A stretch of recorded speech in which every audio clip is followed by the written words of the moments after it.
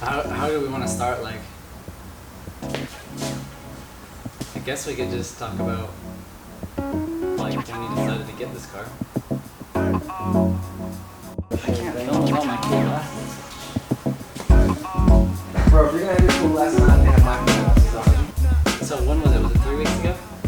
Yeah, I think it was like 3 weeks ago. It was like 3 weeks ago you came in here and we were talking about your Ford Focus. And you said, you know, you spent like $10,000 on it in the last year or so. Yeah, it's been a little over that, but a little over that, and it's not quite like fast as you would like. And then I asked you like what it would take to make like a 600 horsepower daily Honda. Right. And it was like 10 grand. Yeah, it was like, you know, $10,000 easy. It'd be pretty reliable and street driven, no problem. Yeah. And then it was like, all right, well, I'm dropping 10 grand into it already, and I kind of want something a little more like 800 horsepower daily. Right. And then it was like, oh, well, yeah, at that point you should race in the FIS class. Right. And then it was like, all right, well, now I'm dropping like 16,000 into it, 20,000 into it. Like, well, shit, I don't want to be driving that daily and then have somebody hit me. Right. Then you've lost your whole investment. The investment goes down the drain. So I'm like, all right, well, since we're already getting A-level parts, you might as well just keep going and continue to get A-level parts. And then Fat Kid was like, I'm selling the tranny. Yeah, and that kind of sealed the deal. And that was it. Yeah, like once you buy a dog box, the car's not really streetable anymore. No. I mean, you could drive it, but why would you want to drive such an expensive trans on the street? And like you said, if somebody was to hit you, you'd be total loss in such an expensive investment. Yeah. So, yeah, I mean, that's basically the conclusion you came to. Yeah. Is the snowball effect, you know, it kept rolling down the hill and getting bigger. And now I'm going to be like 25 to 30,000 into this. At least. Getting started, that's what he thinks. But at least I'm going to have a full sport front wheel drive drag car. Yeah, so we're basically going to take this hatchback from completely stock off Craigslist 2.5 weeks ago, and hopefully over the course of 4 to 6 months be able to put it into a competitive sport front wheel drive car. Yeah. We'll see how that goes. We'll see how that goes. Hey guys, so we're going to go pick up an EG. It is 7:13 in the AM. We got up stupid early. Maybe not stupid early for some of you. And we're headed to San Antonio to pick up this really clean looking EG.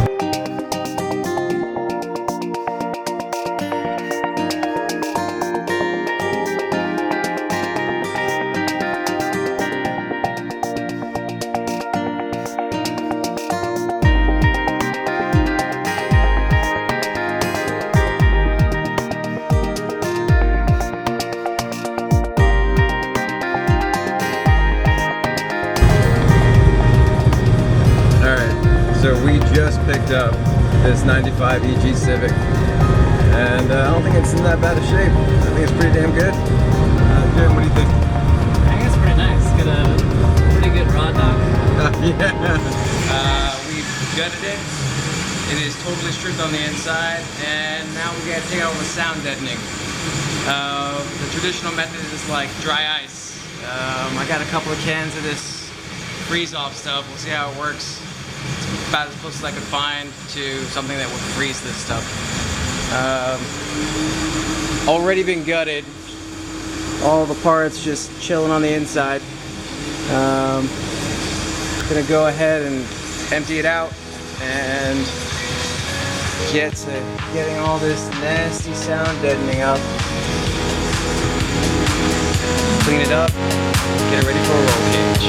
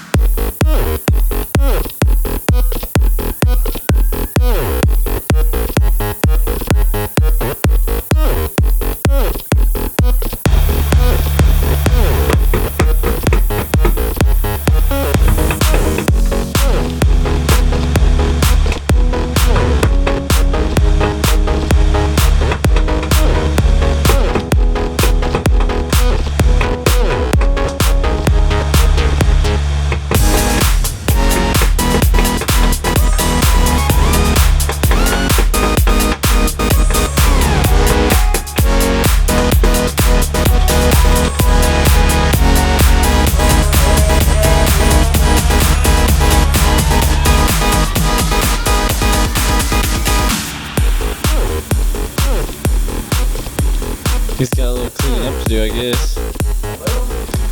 Yeah, sucker's dirty. Hey, that's looking way cleaner. I know. I'm glad we finally got all that other stuff chipped out. He did a super good job. Like, he didn't even scratch the floor anymore. I tried really hard. And you got it done in a reasonable amount of time. I mean, it is a time-consuming deal. It's like a really time-consuming process. And then, you know, you're like working on it and trying to get technique down. Yeah. The chiseling slash getting it kind of popped up. Yeah. What's your opinion on that freeze stuff that you tried, the cans of freeze? It worked okay, but there have to be better options. That smelled so bad. The fumes were terrible.